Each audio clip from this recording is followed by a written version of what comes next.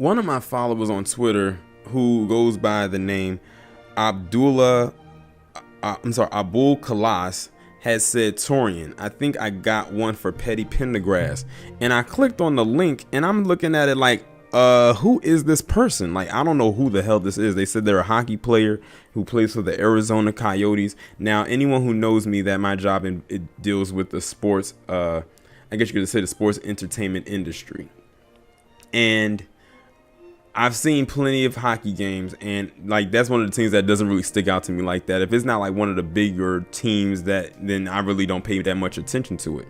But apparently, there's this guy whose name is Mitchell Miller, who you see on your screen, who just got his rights renounced to being a draft pick for the Arizona Coyotes. And I'm sitting here saying to myself, okay, what's going on? If this is a triple P potential, then it has to be something very interesting. Well, it turns out that it is, because apparently they dug into the past of this Mitchell Miller, and they found out that when he was around the age of 14, he was doing some extreme bullying to not only this kid that was black, but also the kid had a disability.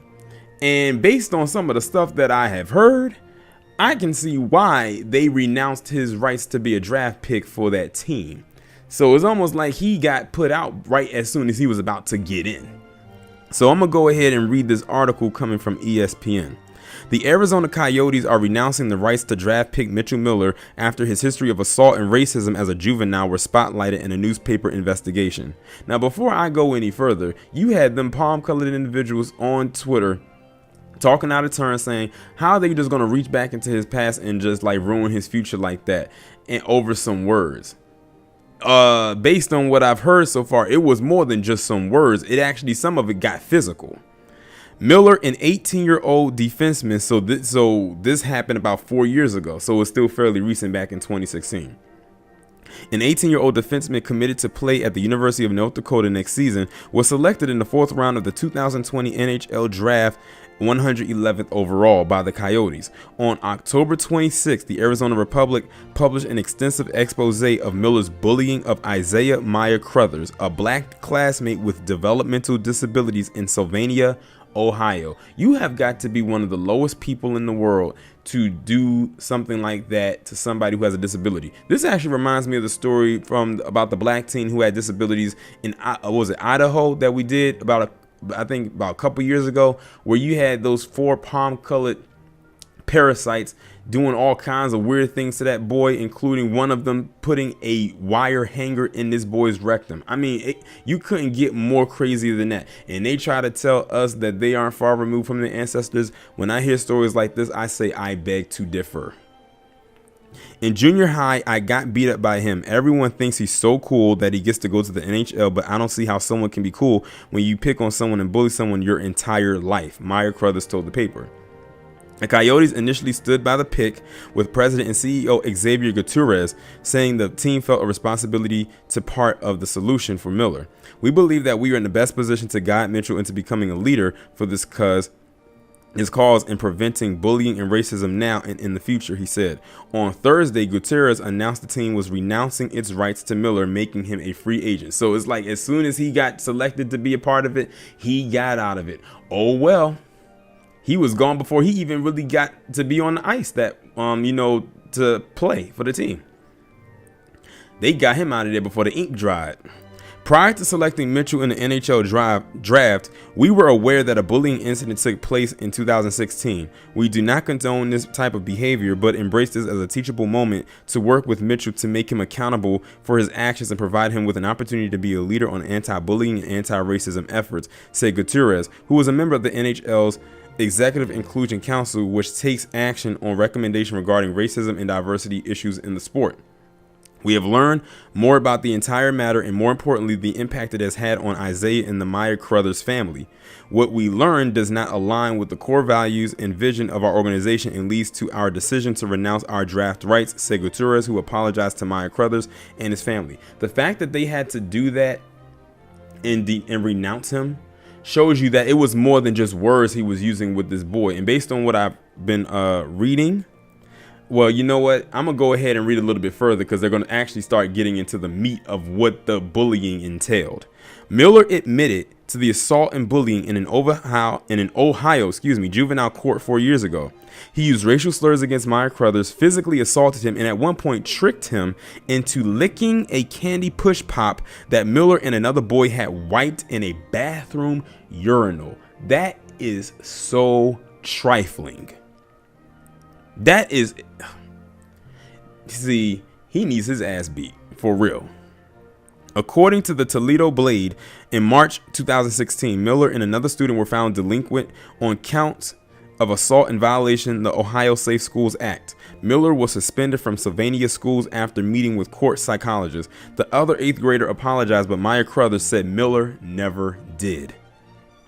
Miller, who sent letters to all 31 NHL teams prior to the draft to explain the situation, also didn't apologize directly to Maya Crothers in a statement released by the Coyotes after the Arizona Republic story was published. So you see it right there. He sent letters to all the other teams basically telling them about what happened. Probably didn't tell the whole story, but then didn't even have the decency to apologize to the person in which he taunted for so long. That's narcissistic behavior right there. He technically did not even admit what he did was wrong because he didn't apologize to the person he did it to. He didn't apologize to the victim. I am extremely sorry about the bullying incident that occurred in 2016 while I was in 8th grade. I was young, immature, and feel terrible about my actions. You can't feel too bad you didn't apologize to the actual person that you did it to. Coyotes general manager Bill Armstrong, who was prohibited from working the draft after leaving the St. Louis Blues for the Arizona job in September, said he fully supported the team renouncing Miller's rights. It was a unique situation for me not being able to participate in this year's draft, and we were going through a transition with our scouting department. Mitchell was a good hockey player, but we need to do the right thing as an organization and not just as a hockey team. I'd like to apologize to Isaiah and the Maya Crothers family for everything they have dealt with the past few months. I wish them all the best in the future. You want to know what's so interesting? The boy who got assaulted by this piece of shit got more apologies from those who had no involvement with what happened than the person that actually did what he did. Miller had previously committed to North Dakota, which said when the Republic story came out and before the Coyotes renounced his rights that he remained a part of their program. We were aware of an unfortunate incident that occurred with Mitchell in 8th grade. We made a decision that our program could provide him the necessary infrastructure and culture to hone not only his hockey abilities, but most importantly assist him in his continued growth as a human being, which will last him the remainder of his life. In other words, they were trying to give him an out. You know, you can't have the palm-colored male or the even adult or boy, but especially boy, have his future ruined, especially at the hands or at the victimhood of a black person. North Dakota coach Brad Berry said in the statements of the Grand Forks Herald, messages to North Dakota on Thursday were immediately returned. I bet they weren't. But that's what he gets. And see, he didn't even tell the whole story when he did his apology. He only went so much on the surface level. And then, you know, they didn't go into too much detail about the graphicness, but, you know, the licking of the push pop.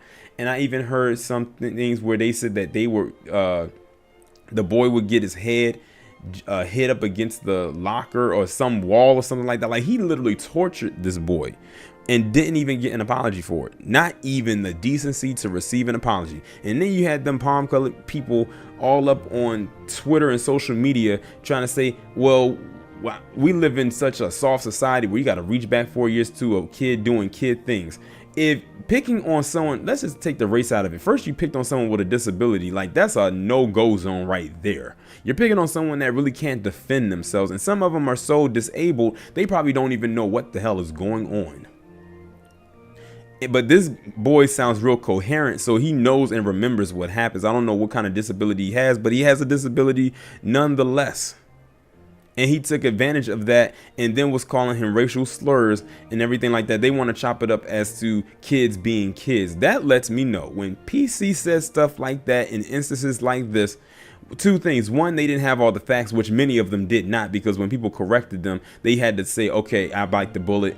I was wrong. They deserve what happened to him. Or if they were that egotistical, they completely brushed over and still was trying to stay on their square because they didn't want to be wrong. Or two, they've done something like this when they were a kid.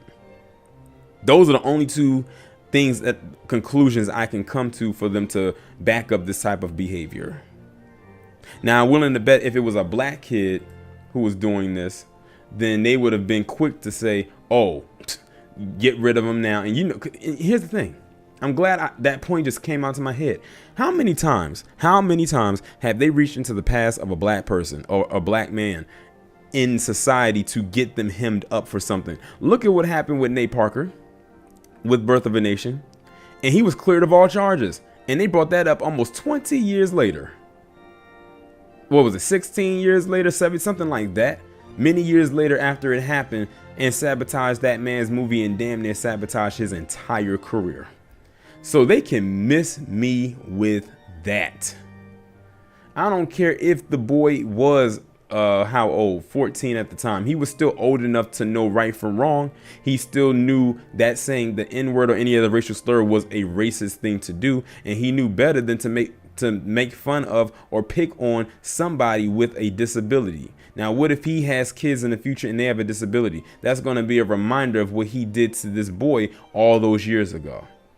And that'll be even added karma. So I don't feel nothing for him. Y'all let me know what y'all think.